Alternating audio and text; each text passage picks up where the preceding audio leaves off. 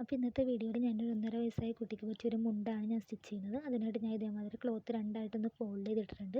ഞാൻ എടുക്കുന്ന ലെങ്ത്ത് എന്ന് പറയുന്നത് 17 ഇഞ്ചാണ്. അപ്പോൾ നിങ്ങളുടെ ആവശ്യത്തിന് ഉള്ള ലെങ്ത്ത് ഇതേമാതിരി മാർക്ക് ചെയ്തെടുക്കുക.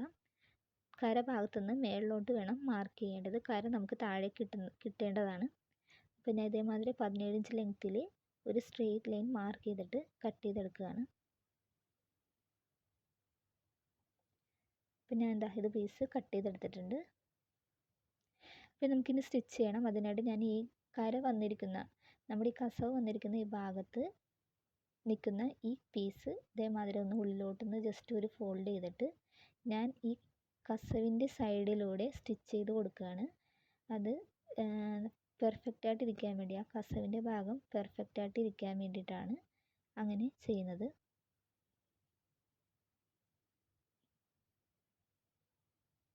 ഇനി നമുക്ക് നമ്മുടെ എൻഡ് പീസ് അത് ഇതുപോലെ 4 ഇഞ്ച് വീതിയിൽ മടക്കി തയ്ക്കുക. അലിഞ്ഞു പോകാതിരിക്കാൻ വേണ്ടിയിട്ടാണ് ഇങ്ങനെ ചെയ്യുന്നത്.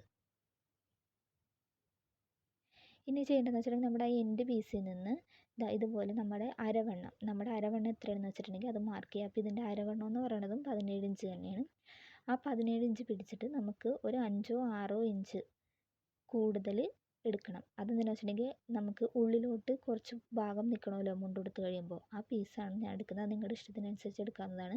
അത് കഴിഞ്ഞ് നിൽക്കുന്ന ഭാഗം, അതായത് കസവിൻ്റെ സൈഡിലോട്ട് നിൽക്കുന്ന ആ ഭാഗം ഇതുപോലെ കസവ് മേളിൽ വരത്തക്ക രീതിയിൽ പ്ലീറ്റ്സ് ഇട്ട് കൊടുക്കാം. നിങ്ങളുടെ ഇഷ്ടത്തിനനുസരിച്ച് തുണി കൂടുതൽ എടുക്കുകയാണെങ്കിൽ നിങ്ങൾക്ക് അത്രയും പ്ലീറ്റ്സ് കൂടുതൽ കിട്ടുന്നതാണ്.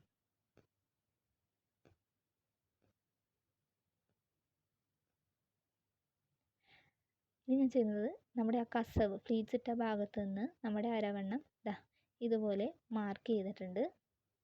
ബേസ് റൗണ്ട് 17 ഇഞ്ച് ഞാൻ മാർക്ക് ചെയ്തിട്ടുണ്ട്. കണ്ടോ, ഇതുപോലെയാണ് വരുന്നത്.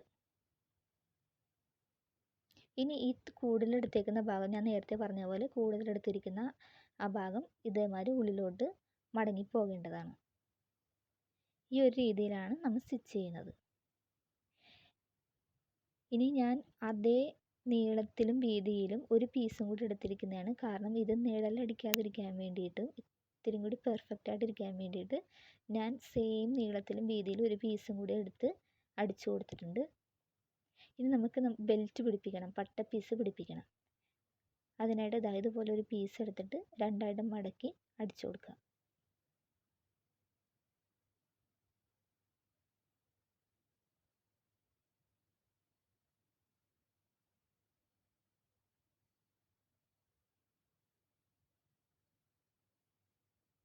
ഇനി ഇത് ഉള്ളിലോട്ട് മടക്കി ഇതേമാതിരി ഫിനിഷിങ്ങിൽ തയ്ച്ചു കൊടുക്കാം. നമ്മുടെ പാവാടക്കൊക്കെ പട്ട പിടിപ്പിക്കുന്ന പോലെ തന്നെയാണ്. ഞാനിപ്പോൾ മുണ്ടിന് ഇത് ഉക്സാണ് വെച്ച് കൊടുക്കുന്നത്. പിള്ളേർക്കത് ഉലിഞ്ഞു പോകാൻ പറ്റാത്ത രീതിയിൽ കൊടുക്കാൻ വേണ്ടിയിട്ടാണ് ഇങ്ങനെ ചെയ്യുന്നത്.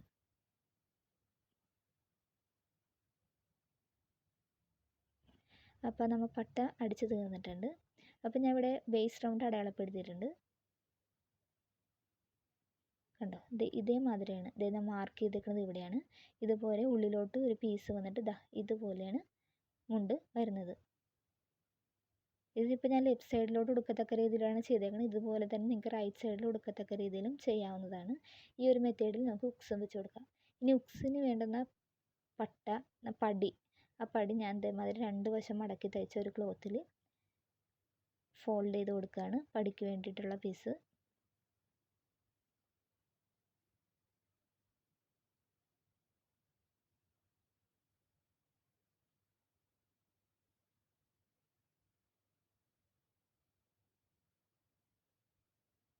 ഇത് റെഡി ആയിട്ടുണ്ട്.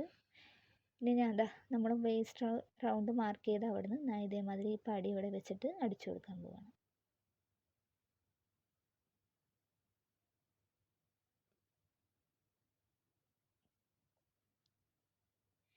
എല്ലാവർക്കും വളരെ ഈസി ആയിട്ട് വീട്ടിലിരുന്ന് തന്നെ ചെയ്യാൻ പറ്റുന്ന രീതിയിലാണ് ഞാനിപ്പോൾ ചെയ്തിരിക്കുന്നത്. നമുക്ക് അത്രയും കുഞ്ഞു മക്കൾക്കൊക്കെ മുണ്ട് കിട്ടാനായിട്ട് ബുദ്ധിമുട്ടാണ്. അഥവാ ഉടുപ്പിക്കുമ്പോൾ തന്നെ മുണ്ടത് അവർക്ക് ഉടുക്കാൻ പറ്റണമെന്നില്ല. അപ്പോൾ ഈ ഒരു മെത്തേഡിൽ സ്റ്റിച്ച് ചെയ്യുമ്പോഴത്തേക്കും അവർക്ക് നല്ല രീതിയിൽ തന്നെ ഉടുത്ത് നടക്കാനും ഇരിക്കാനും ഒക്കെ പറ്റുന്നതാണ്. ഇനി നമുക്ക് ഇതേമാതിരി ഈ വയ്ക്കുക. അപ്പോൾ എല്ലാവർക്കും വീട്ടിൽ തന്നെ ട്രൈ ചെയ്ത് നോക്കാം. ഹുക്സ് ആകുമ്പോഴത്തേക്ക് നമ്മുടെ അരവണ്ണത്തിനനുസരിച്ച് നമുക്കത് കൂട്ടിയും കുറച്ചും ഉടുപ്പിച്ച് കൊടുക്കാവുന്നതാണ്. അപ്പോൾ ഇതിൻ്റെ മേക്കിംഗ് വീഡിയോ എല്ലാവർക്കും ഇഷ്ടപ്പെട്ട് കാണുമെന്ന് മനസ്സിലായി കാണുമെന്ന് ഞാൻ വിശ്വസിക്കുകയാണ്. അപ്പോൾ തുടർന്നുള്ള എൻ്റെ എല്ലാ വീഡിയോസിനായും മറക്കാതെ ചാനൽ സബ്സ്ക്രൈബ് ചെയ്ത് ലൈക്ക് ചെയ്യണം. എല്ലാവരും ഇതൊന്ന് ട്രൈ ചെയ്ത് നോക്കുകയും വേണം. Thank you.